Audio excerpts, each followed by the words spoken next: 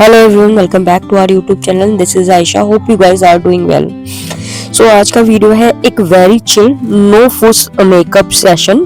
घर का सेटअप है विद माय कजिन सिस्टर, मेरी बुआ की बेटी, जो रैंडमली मुझसे बोलती है अभी मैं बोर हो रही हूँ यार, कुछ तो करो। चलो मैंने कहा उसने कहा मेरा मेकअप कर दो, तो मैंने कहा परफेक्ट है, मुझे भी एक कंटेंट चाहिए था, सो लेट्स स्टार्ट इट।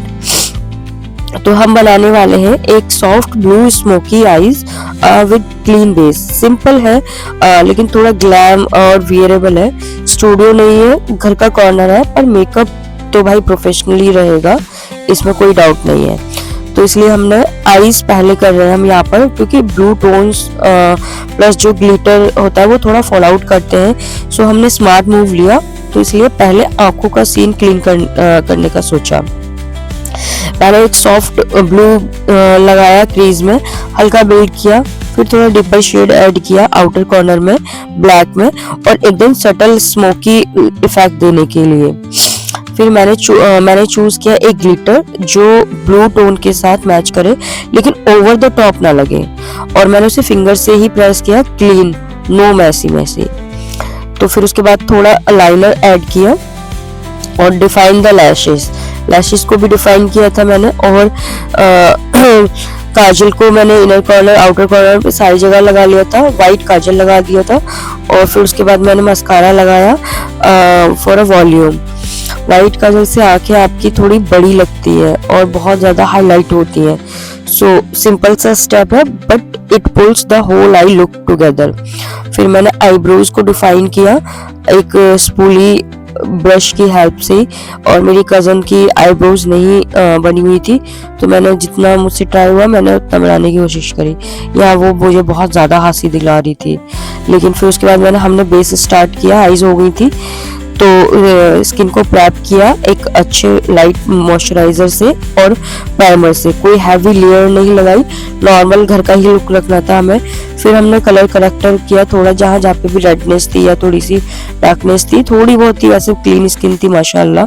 तो उसके बाद में फिर हमने फाउंडेशन लिया। यहाँ मैं रिकॉर्ड का फाउंडेशन यूज कर रही हूँ, जो कि आजकल मेरा फेवरेट है, और मेरी आवाज थोड़ी सी खराब हो रही है सर्दी की वजह से।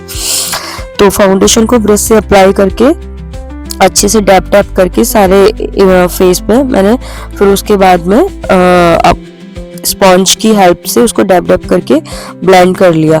Clean even coverage without making it cakey, बहुत अच्छे से डैप करके उसको कर लिया।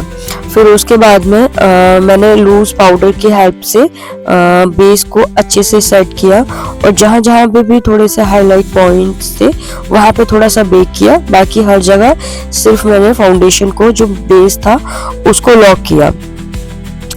उसके बाद में फिर मैंने कंटूर लाइटली किया, थोड़ा सा चबी फेस है मेरी सिस्टर का, तो कंटूर किया मैंने, ज्यादा स्कल्पटिंग ना लगे, और थोड़ा सा ये था कि फेस को कट मिल जाए।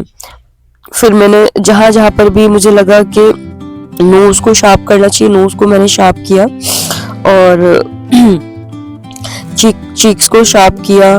और उसके बाद में मैंने हाइलाइटर, हाँ यहाँ मैं ब्लशर लगा रही हूँ। ब्लशर लगाया सॉफ्ट पीच शेड का, जो बिल्कुल नेचुरल फ्लश के लिए होता है और बहुत ही ज्यादा ब्यूटीफुल लगता है, और ब्लू ग्लिटरी आईज के साथ में एकदम परफेक्ट है।